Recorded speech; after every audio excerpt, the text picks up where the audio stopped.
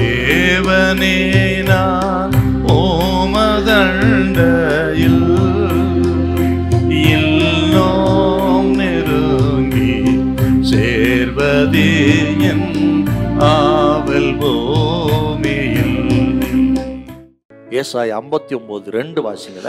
உங்கள் அக்கிரமங்களே உங்களுக்கும் உங்கள் தேவனுக்கும் நடுவாக பிரிவினை உண்டாக்குகிறது. தேவனுக்கு நமக்கு இடையே பிரிவினை உண்டாக்குகிறது. உங்கள் பாவங்களே அவர் உங்களுக்கு செவிகொடாதபடிக்கு அவருடைய முகத்தை உங்களுக்கு மறைக்கிறது. பாத்தீங்களா? செவிகொடாதபடி முகத்தை மறை. ஜபத்தை நான் கேட்க மாட்டேன்.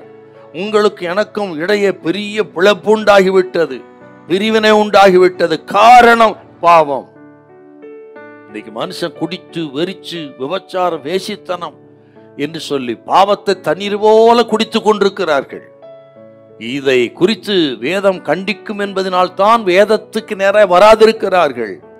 ஆலயத்துக்கு வந்தால் இதை குறித்து கண்டித்து பேசுவார்கள் தான் நிறைய பேர் ஆலயத்துக்கு வர்றதில்ல. கவனிக்கணுங்க. பாவம் பத்திரப்படுத்தப்பட்டிருக்கிறது.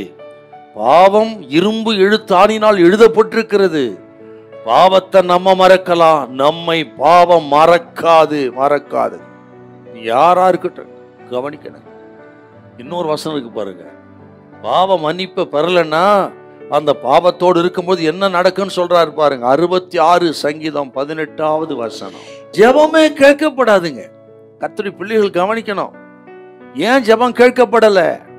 உபவாச ஜெபம், அநேக ஆண்டுகள் ஜெபம் ஏன் கேட்கப்படல என்னால் அக்கிரம சிந்தை கொண்டிருந்தால் கர்த்தர் விண்ணப்பத்தை செய்கிறார். அக்கிரமம் பாவம் இருக்குமானா கர்த்தருக்கு நமக்கு இடையே அது குறுக்க நிற்கிறது. ஆக ஜெபம் தடைபடுகிறது.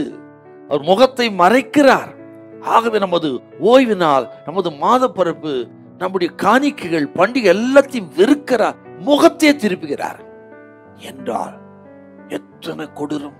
ஆகவே தான் சொன்னேன், இத்தனை கொடூரமான இந்த பாவத்தில் இருந்து நமக்கு மன்னிப்பு தேவை. அவதான் ஜெபம்னு சொல்றாரு, எங்களுக்கு மன்னியும், எங்களுக்கு மன்னியும். இன்னைக்கு ஆண்டவர் சொல்றாரு, ஆண்டவரோடு உறவு எப்படி இருக்கு நமக்கு கொஞ்சம் யோசிச்சு பாருங்க. ஆண்டவரோடு உறவு சரியில்லைன்னா யாரோடு உறவு சரியிருக்காது. இது நீங்க மனசுல வைக்கணும். நீங்க தேவனோடு உறவு சரியில்லை என்றால் குடும்பத்தோடு சரி, நண்பர்களோடு சரி, சபையோடு சரி, யாரோடு உறவு சரியிருக்காது. தேவனோடு உறவு சரியா இருந்தா எல்லா உறவும் சரியா இருக்கும். ஆகவே சீக்கிரம் அதுதான் இன்னைக்கு ஆண்டவர் சொல்றா, அந்த உறவை நீங்க சரி பண்ணுங்க, எல்லாம் சரியாயிடும். உங்கள் காரியங்கள் ஜெயமா இருக்கும். உங்கள் ஜெபம் கேட்கப்படும். நல்ல சமாதானத்தை கொடுப்பார். பரலோகத்து நமக்கு உறவு சரிந்து விட்டார். பரம சந்தோஷம், பரம சமாதானம், பரலோகம் கொடுக்கிற மகிழ்ச்சி, நிச்சய மகிழ்ச்சி நான் நம்ம நிரப்புவார். ஒன்று நமக்கு குறைவா இருக்காது. ஹல்லேலூயா, ஹல்லேலூயா.